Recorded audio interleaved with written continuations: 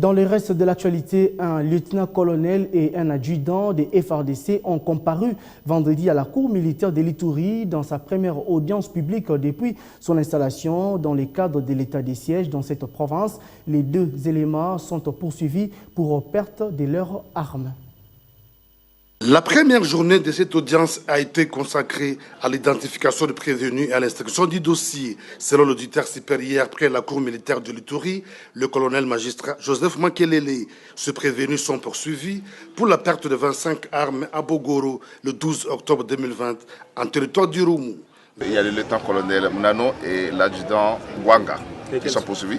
Et c'est demain que nous allons prendre nos réquisitoires et nous allons ainsi dire les peines pour chacun d'eux devant la cour. Donc c'est pour perte d'armes qui sont ainsi amenées devant la cour. Et nous allons expliquer demain en quoi consiste une perte qui est une infraction différente du vol. Ce samedi, il est prévu les réquisitoires du ministère public dans cette affaire. Signalons que la mise en place de la cour militaire autonome en Ituri en cette période poursuit comme objectif de réprimer toute violation des consignes, de magouilles qui minent les services de défense et de sécurité afin de lutter contre l'impunité au sein des forces armées.